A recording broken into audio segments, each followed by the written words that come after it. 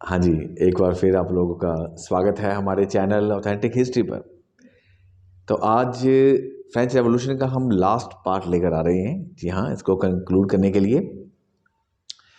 तो कल मैंने यही बताया था कि अगर कैथरीन द ग्रेट या फ्रेडरिक द ग्रेट या और जो है चार्ल्स सेकंड या जोसेफ सेकंड, ऐसे ऐसे यूरोप की जो अलग अलग कंट्रीज़ हैं उनके ये किंग्स होते तो शायद फ्रांस में क्रांति या रेवोल्यूशन ना होती।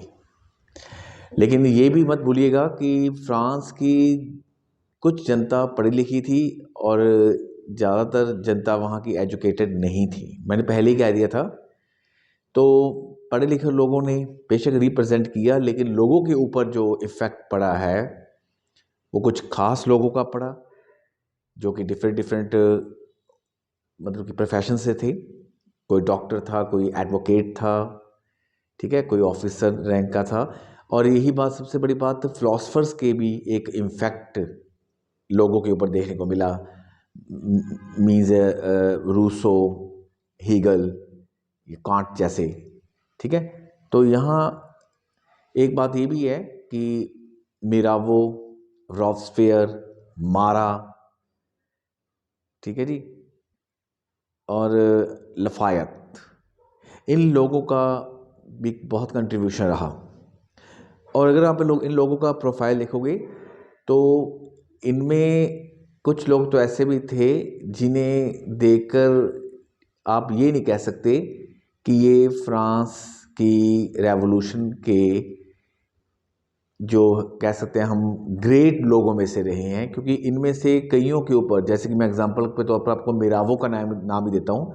तो मिरावो के ऊपर तो आप ये कह लो कि करप्शन के चार्जेस, रेप के चार्जेस उस पर लगे हुए थे। यहाँ तक कि इससे बड़ी बात क्या होगी कि मिरावो को उसके फादर ने ही जेल में डाला था, लेकिन फिर भी वो बंदा फ्रेंच रेवोल्यूशन का सबसे ग्रेट, सर्वश्रेष्ठ कह लीजिए, ग्रेट पर्सन कह लीजिए, वो रहा। और एक एग्जांपल और सुनिए। जब मिरावो की डेथ हुई ना, तो उसकी डेथ में 9 किलोमीटर का एक लंबा, हम कह सकते हैं एक ऐसा जलसा निकला, एक ऐसा उसका क्रीमेशन के लिए जो जा रहे थे लोग, उसमें से 9 किलोमीटर तक उसकी में लोग शामिल होते गए। उसमें सबसे बड़ी बात है, जो रिप्रेजेंटेटिव्स थे वो जैकोबिन क्लब के भी थे और लोग भी थे मिराबो को ट्रिब्यूट करने के लिए। तो कैरेक्टर मस्त होता है, लेकिन लोगों ने उसको, एक कैरेक्टर को छोड़कर उसकी एक पहचान को आगे रखा। सो माय डियर स्टूडेंट, इस तरह मारा जैसे डॉक्टर्स ने भी अपना कंट्रीब्यूशन दिया। लफायत का इतना अच्छा कंट्रीब्यूशन था, वो इतने अच्छे लायक थे कि उन्हें जॉर्ज सी वाशिंगटन ने, मेरी बात आप ध्यान से सुनिएगा, कि उन्हें जॉर्ज सी वाशिंगटन ने पहले, जब अमेरिकन क्रांति हुई थी, उन्होंने वहाँ उसे स्पेशली बुलाया था।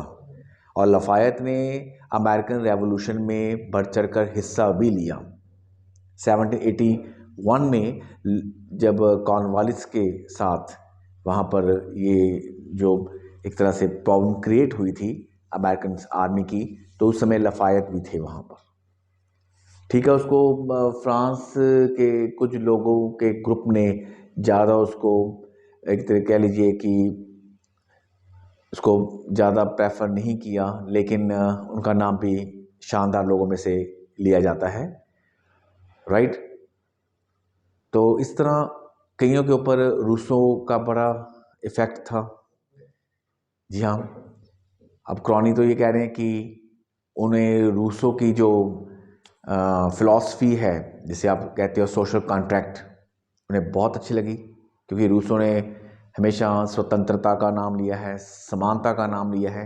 मैं मानता हूँ कि नेपोलियन बोनापार्ट को रूसों पसंद नहीं थे, लेकिन आज भी फ्रांस के लोगों में रूसो जैसे फिलोसफर्स का नाम बड़े इज्जत, बड़ी रिस्पेक्ट के साथ लिया जाता है।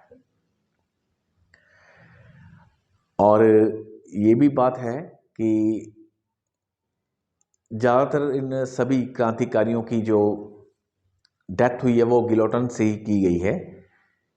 वहाँ पर एक सिस्टम है कि उससे इन लोगों को मारा गया, क्योंकि जब रीजन ऑफ टेरर था 1793 में, तो रॉबस्फियर उसमें लीड कर रहे थे, तो उनको भी गिलोटन से ही मारा गया था, उनको ये सज़ा दी गई थी।